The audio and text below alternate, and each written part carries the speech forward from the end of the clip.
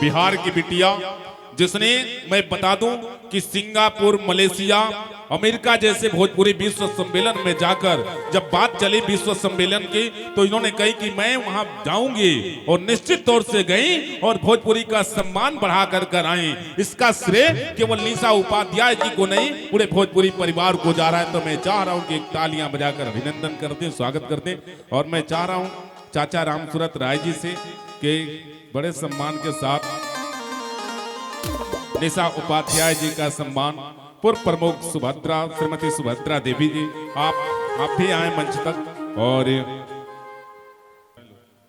निशा उपाध्याय जी का सम्मान पूर्व प्रमुख श्रीमती सुभद्रा देवी जी के हाथों से।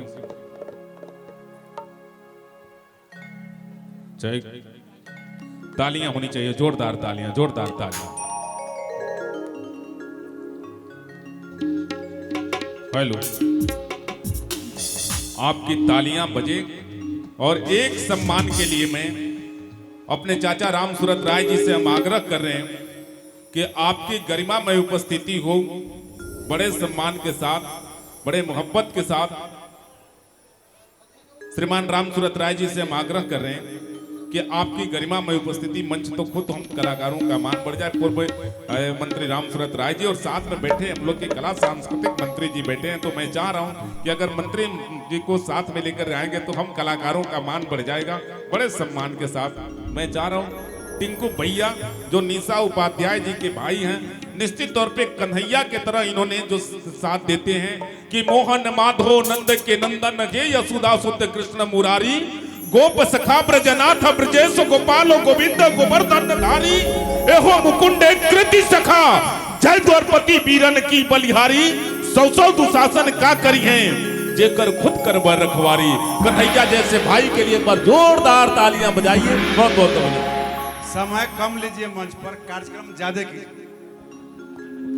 चाचा आप ही तो बोले थे कि कलाकार हारते हैं कि हम हारते थे, इसीलिए हम कलाकारों से यहाँ ऐसा लगाव रहता है भोला बाबा कि सब कलाकार लगता है कि हम लोग बड़े उम्दे के साथ चाचा के यहाँ हैं। हेलो हेलो हेलो हेलो, जय जय जय जय, हेलो हेलो, इस वाले माइक में, हेलो हेलो हेलो हेलो। आज उपस्थित यहाँ पे श्री अर्जुन बाबू पशु मेला एवं हाट बाजार, तमाम जितने भी हमारे गार्जियन यहाँ पे उपस्थित हैं, सबको तो पहले मैं निशा उपाध्याय यहीं से हाथ जोड़ करके प्रणाम करती हूँ। ताली बजा के अपना आशीर्वाद दे दीजिए। और साथ ही साथ आज के विशिष्ट हमारे अतिथि जितने भी लोग यहाँ पे उपस्थित हैं, सबको बहुत बहुत शुक्रिया।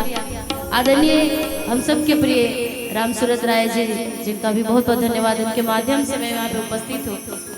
हम लोग के कला संस्कृति मंत्री हमारे मोतीलाल यादव जी भी यहाँ पे उपस्थित हैं, उनका भी हार्दिक अभिनंदन, स्वागत। साथ ही साथ तमाम विशिष्ट अतिथि जितने भी लोग यहाँ पर हैं, सबका बहुत बहुत हार्दिक अभिनंदन, स्वागत। भोला बाबा एंटरटेनमेंट माध्यम से आप सब इस कार्यक्रम को देख रहे हैं, इसके लिए भी बहुत बहुत धन्यवाद। कि गोरिया चांद की अजुरिया, आवाजें नहीं है आपकी। कि गोरिया चांद की अजुरिया नियन गोर बाड़ू हो, कि गोरिया चांद की अजुरिया नियन गोर बाड़ू हो, तुहर जोड़ केहू नहीं खेब जोड़, तू भी जोड़। तो थोड़ा गा लीजिए आप भी। इतने बड़े हमारे बीच में कला संस्कृति मंत्री भी उपस्थित हैं, मंत्री जी भी, तो आप लोग जो अच्छा गाएंगे आप सबकी सपोर्ट करेंगे। ये किस्मत आपकी बनने वाली है। लाइट वाले भाई थोड़ा इसको लाइट को आंखों पे मत लाइएगा। कि गोरिया चांद की अजुरिया नियन गोर बाड़ू हो, कि गोरिया चांद की अजुरिया नियन गोर बाड़ू हो, तोहर जोर केहू नहीं खेब जोड़ बाड़ू, तोहर जोर केहू नहीं खेब जोड़ बाड़ू, गोरिया चांद अजुरिया नियन गोर बारू हो गोरिया चांद के अजुरिया नियन गोर बारू हो जोर के हुनई है बिजोर बारू तुम्हारे जोर के हुनई है बिजोर बारू हो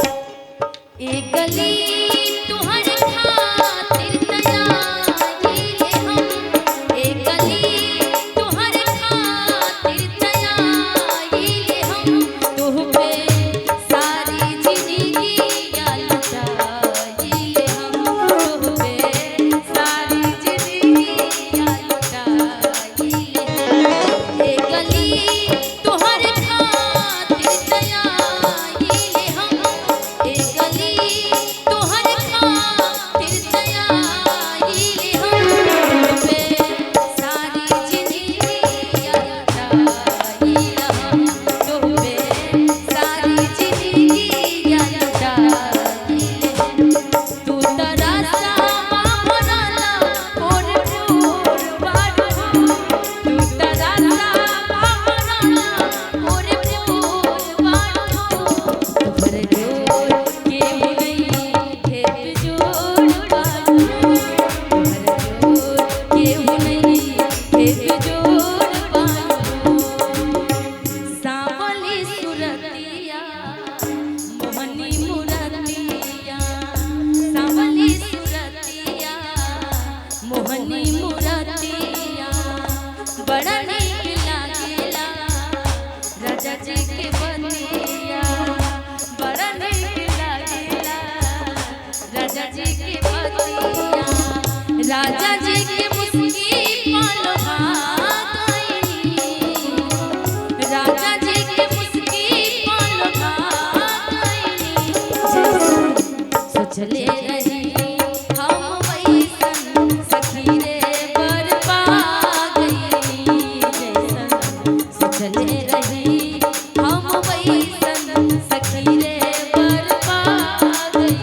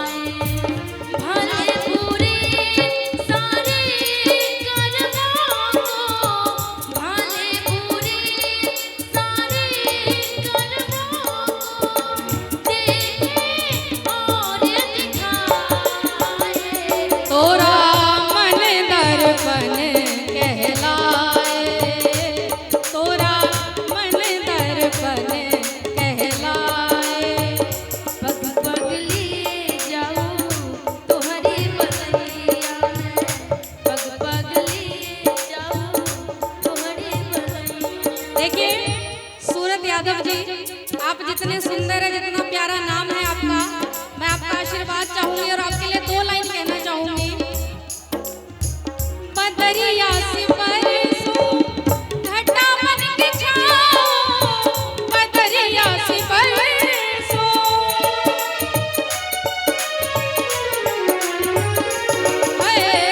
बदरिया से बरसो घटा बन के छाओ, जिया धोए जाए तुम्हें अग लगाओ। दीदी तू ही चूड़िया मोरी, तू ही चूड़िया मोरी, तू ही कलैया, पग पग लिए जाओ तोहरी बलैया, पग पग लिए जाऊं तोहरी बलैया। मैं जग की कोई रीत न जानूं, मैं जग की कोई,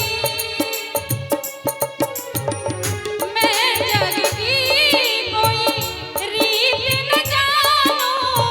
मांग की तो ही सिंदूर मानो, मांग का तो है सिंदूर मानो, मगन अपनी धुन में, मगन अपनी धुन में रहे मोर सैया। पग पग लिए जाऊं तोहरी बलैया में, पग पग लिए जाऊं तोहरी बलैया। कहे तो से सजना, कहे तो से सजना, ये तोहरी सजनिया, पग पग लिए जाऊं तोहरी बलैया में, पग पग लिए जाऊं तोहरी बलैया।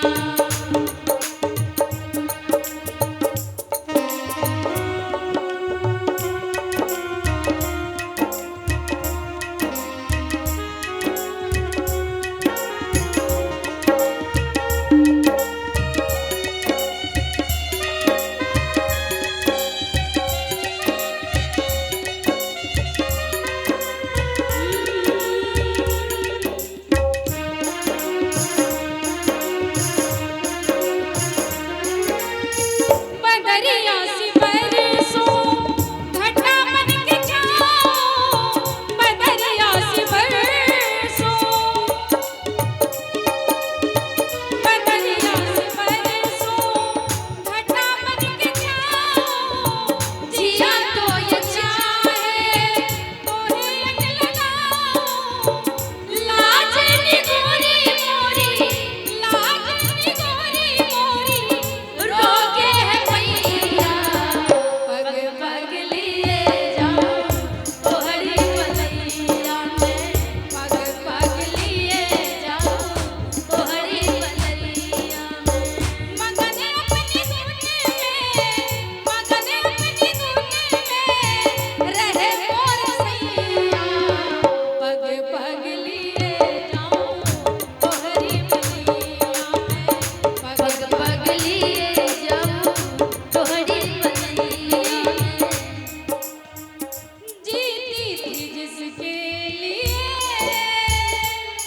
जिसके लिए मरती हूँ, जीती हूँ जिसके लिए, जिसके लिए, इनके लिए, क्योंकि पहली बार इनका आशीर्वाद मिला है ना, इसलिए।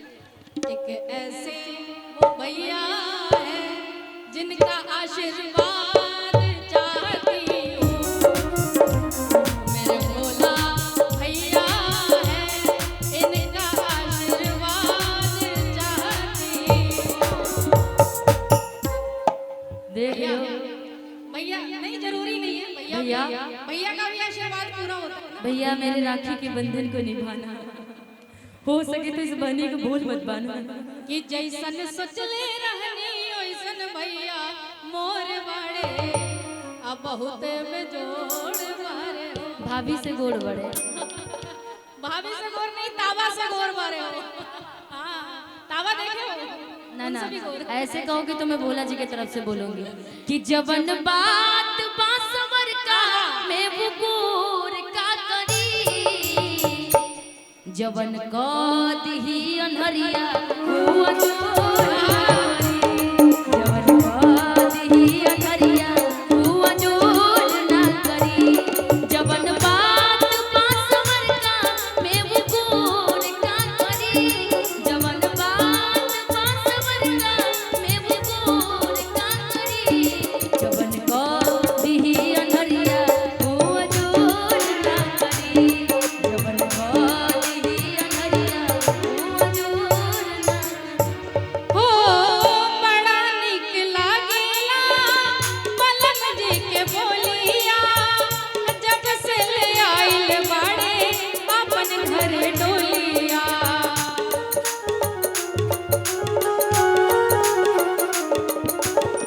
बड़ा निक लागेला पलक जी के बोलिया, जब से ले आइल बाड़े अपन घरे डोलिया।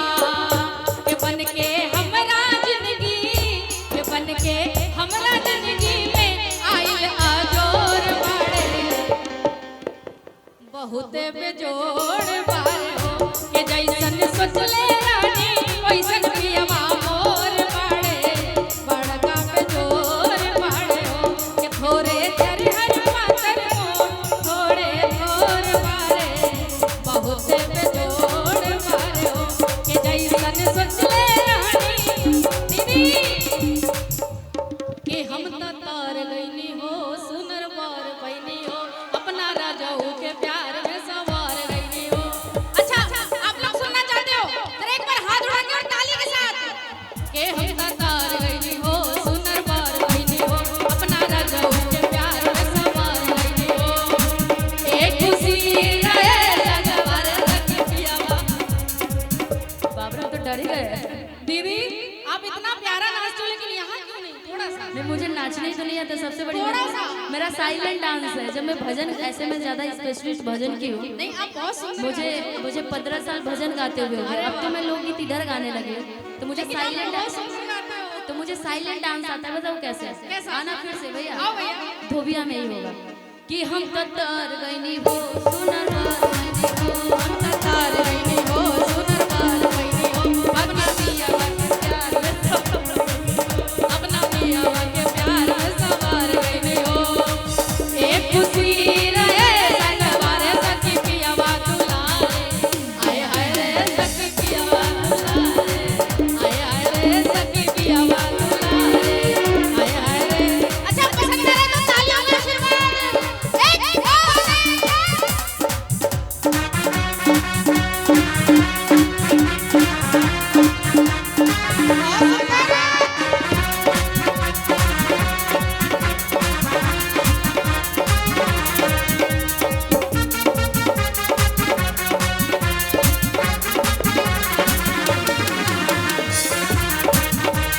अच्छा ये दो लाइन मैं आप लोगों के लिए गा रही हूँ। जाता रा परदेश बलमवा हमके घर में। अच्छा ये नहीं पलट अच्छा के अच्छा पलट। एक मिनट ये दीदी, मंच एक मंच मिनट। मंच वैसा नहीं है, इसमें पलट दो गाना। अच्छा सुनो ना। करिया करिया रसगुल्ला रसदार राजा जी, करिया करिया रसगुल्ला रसदार राजा जी, एगो करिए सिया दा सलवार राजा जी, करिए सिया दा सलवार। दीदी मैं तो छोटी हूँ, दीदी मैं छोटी हूँ हाँ, ना। हाइट में छोटी तो हो। हाइट में भी और गायकी में भी छोटी हूँ आपसे। अरे नहीं। तो आपको समझाना है, जैसे आपने समझाया ऐसे हाथ भर के आगे चलाना है कि हम तो तार गईनी हो सुनर बार गईनी हो, अपना राजाऊ के प्यार में सवार गईनी हो।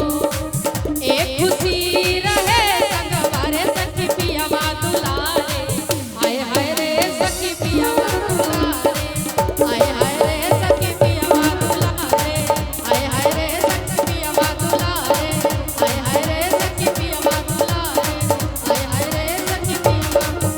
तो प्रेमावा से बोला ये जवानावा, श्री सीताराम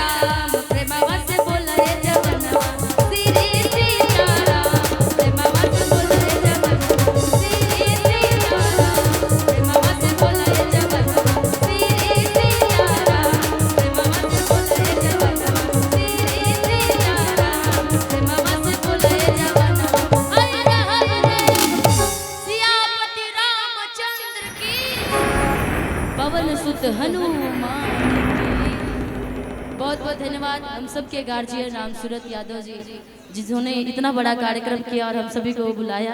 कोई भी त्रुटि हुआ इसके लिए आप सभी तमाम जितने भी यहाँ पे भगवान रूपी हमारे श्रोतागण हैं, आप सभी से क्षमा प्रार्थी हूँ। निशा उपाध्याय और आप सब हमारे गार्जियन हैं, आप सबसे इसी लास्ट गाने के साथ आप सबसे दीदी विदा आप लेती हूँ। सबको आशीर्वाद देते हो, आज मुझे भी आपका आशीर्वाद चाहिए। जैसे आर्यन बाबू का इतना नाम आपकी वजह से हुआ है, तो मैं चाहती हूँ आप थोड़ी सी कृपा मुझ पे भी करें। पूरा हाँ थोड़ी सी तो करनी पड़ेगी। ये बिहार है और बिहार में सबका इज्जत होता है, तो मैं चाहती हूँ कि आपको थोड़ा सा कृपा करना पड़ेगा मुझ पे। बिल्कुल बिल्कुल, जो मेरे हक का होगा, जो मेरे लायक होगा कि मैं कर सकूँ तो वाकई करूँगी। और 8 तारीख को मेरे घर पे जागरण का कार्यक्रम है, जिसमें बहुत सारे कलाकार आ रहे हैं, तो हम चाहेंगे कि आप भी उस कार्यक्रम में आइए। बहुत सारे कैमरा वाले लोग रहेंगे। तो सबसे बड़ी देन है इस जनता का, सबसे बड़ा इस धरती पर कोई भगवान है माँ बाप के बाद, तो ये जनता लोग होते हैं जो जीरो से हीरो और हीरो से जीरो बनाते हैं। तो सबसे बड़ा आशीर्वाद तो इनका चाहिए। हम आपका सपोर्ट करेंगे, मदद करेंगे जितना मेरे से हो सकता है। बाकी ये जनता का प्यार है। दीदी वो कहा है ना कि थोड़ा यादव जाति से है ना, तो थोड़ा लड़ने का आदत ज्यादा है कि लड़के मांगते हैं आशीर्वाद, एक होता है प्यार से मांगते हैं आशीर्वाद, और एक हम थोड़ा लड़ाई करके मांग ले कि चाहिए तो चाहिए। नहीं तो लड़ना मत, प्यार से मांगने से। भगवान से भी लड़ के मांगोगे तो भगवान थोड़ी देंगे। बस चाहिए तो चाहिए। ये बात भी सही है, बाबा हमेशा दिलवा देता है। और मैं तो सबके लिए हूँ भाई, मेरे लिए मैं तो जाति ऐसे नहीं मानती हूँ उतना, मेरे लिए सब बराबर है। लेकिन उसमें भी मैं पंडित जी हूँ, तथा अस्ति। हाँ बिल्कुल पंडित हो ना, इसीलिए तथा अस्ति, इसीलिए झुक रहे हैं। मेरे तरफ से पूरा आशीर्वाद है। और आई होप कि एक ब्राह्मण की बेटी हो तो आप ऐसे खूब आगे बढ़ो, खूब तरक्की करो, यही कामना है। और जब भी जिस चीज़ की भी ज़रूरत पड़े तो बेशक मेरे नंबर पे कॉल कर सकती हैं, या मेरे इंस्टा पे, यदि मेरा नंबर ना हो तो इंस्टा पे मैसेज करिएगा, मैं जरूर सब मैसेज पढ़ती हूँ। बहुत बहुत शुक्रिया बहन, बहुत बहुत धन्यवाद।